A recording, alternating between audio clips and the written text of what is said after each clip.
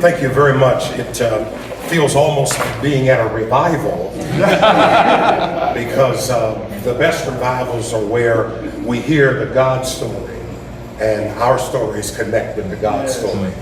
As has been said now, this is the third time I'm Gregory Vaughn Palmer. And it's my privilege to serve as a bishop of the United Methodist Church and to be the resident bishop in the West Ohio Conference of the United Methodist Church.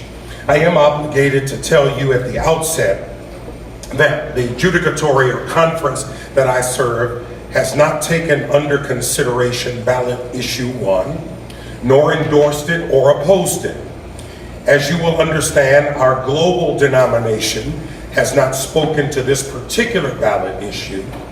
And given how those decisions get made by groups and communities of faith, etc., issues of timing, etc., that's not likely to be the case.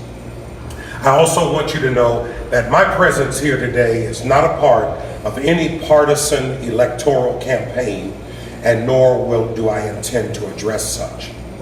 Local, regional, national, and international issues and their timing does not always make it wise or prudent for groups like faith community judicatories to speak out. However, my faith tradition has a guiding set of principles. We call them the social principles, and lots of subject-specific resolutions that have been passed by our General Conference on a wide variety of matters that create a framework for teaching, for conversation, and for speaking with conviction when deemed appropriate by the individual, by the congregation, by the conference, etc. And so in this case, I'm exercising my voice and my witness to speak into this ballot issue and to lend my support to it and its direction, which I believe aligns with the teaching of our church, our social principles, and any related resolutions. What I claim to be that alignment is true in any number of faith and not faith-based organizations and communities. And that's why we are here together. I do this in the full knowledge that there are never any perfect ballot proposals, nor is there ever any perfect piece of legislation before a legislative body at the state, local, or at the federal level. All well-intended proposals have real or potential flaws, and people, I'm sure, will be drawing attention to those.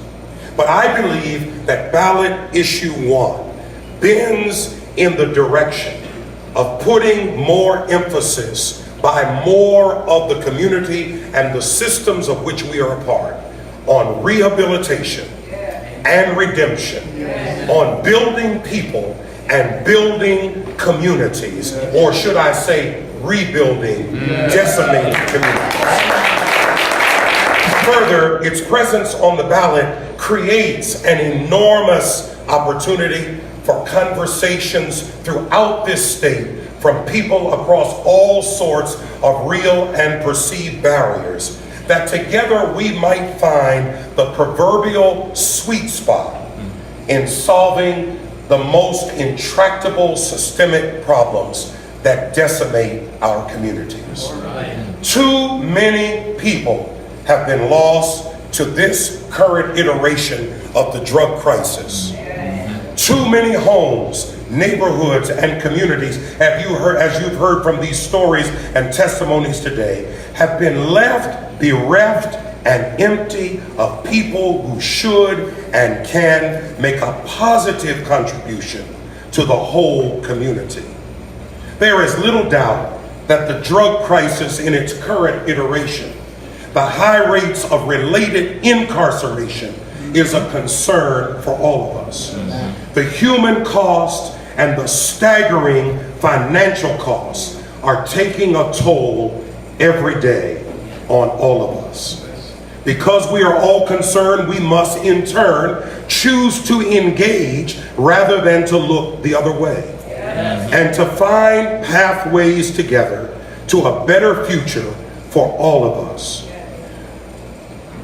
During the process of finding these pathways, there is ample room for disagreement about strategies and tactics, but not about the dreams and the outcomes that we have. So I implore all people of goodwill to not let disagreement about approach deter us from addressing the challenge of dealing with this as a systemic problem. Let not any disagreement cause us to castigate the many good and thoughtful people from all sectors of our society, whether or not the faith community, the organizing community, law enforcement, the judiciary, the social work community, and the rehabilitation community, and on and on and on.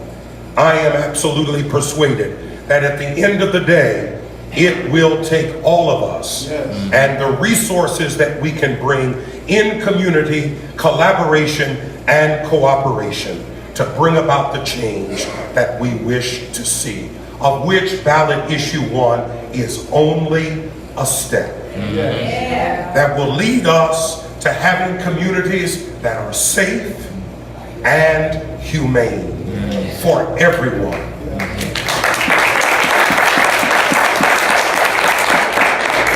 All of our agreements, and dare I say, our disagreements, should be civil, should be genuine, and should refuse to throw anyone under the proverbial bus. Thank you for your presence and participation.